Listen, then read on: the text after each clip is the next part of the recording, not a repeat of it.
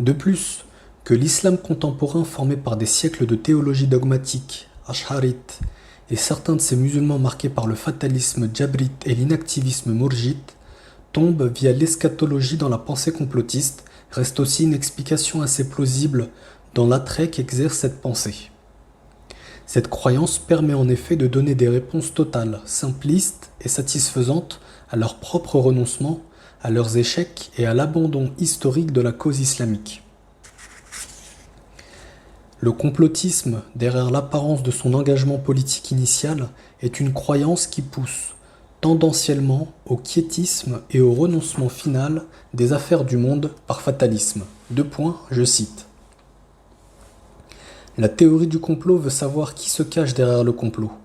Elle se perd dans une quête de connaissances qui va l'emmener loin de ses préoccupations concrètes. La théorie du complot agit de ce point de vue comme un leurre. La théorie du complot renforce le pouvoir en place. Le pouvoir des comploteurs qui dirigent banques, médias, États, multinationales, sans limite si on se fie aux théoriciens du complot. Toute révolte organisée est vouée à l'échec. Si une révolution se produit, c'est selon la volonté des comploteurs.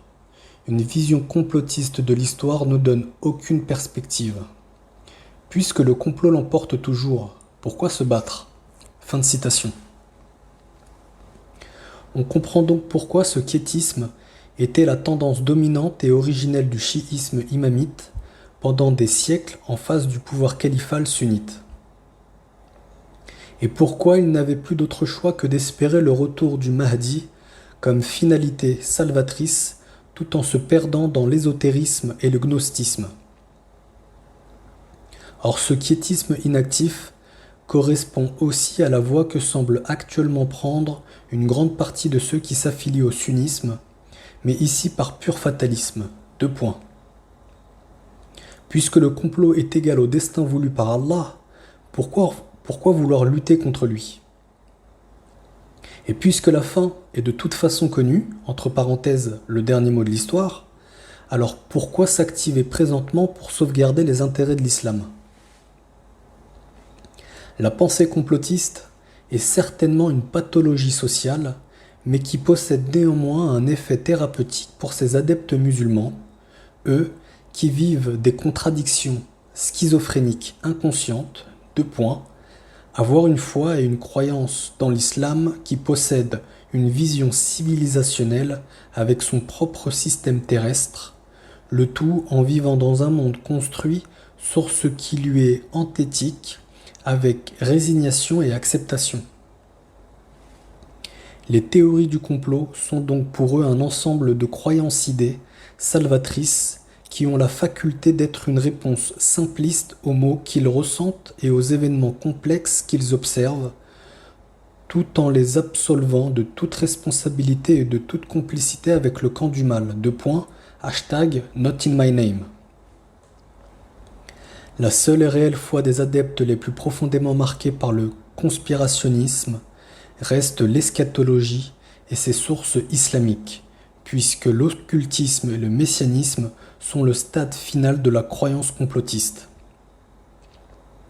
Si nous avons démontré comment le Coran lui-même était anticomplotiste et comment il réduisait son importance et sa valeur, cela ne signifie pas pour autant, comme nous l'avons rappelé, que les musulmans doivent ignorer totalement ou nier de manière naïve ou trop optimiste l'existence de complots.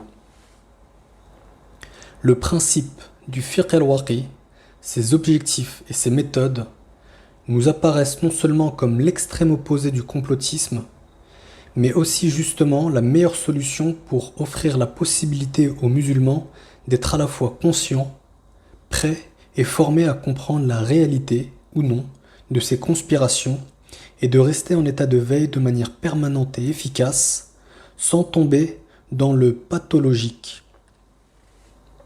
Le fiqh al-waqi est la méthode scientifique adéquate qui étudie les sociétés et les hommes, leur situation et leurs évolutions, ainsi que les forces politiques, religieuses, économiques, sociales et culturelles qui les influencent. Contrairement au fiqh complotiste, Il ne se base rationnellement et objectivement que sur les faits et événements réels et apparents, quantifiables et mesurables. Deux points. Cela sans supposition fallacieuse, ni imagination débordante, ni extrapolation confuse. Il cherche des solutions concrètes et pratiques aux problèmes actuels et à venir.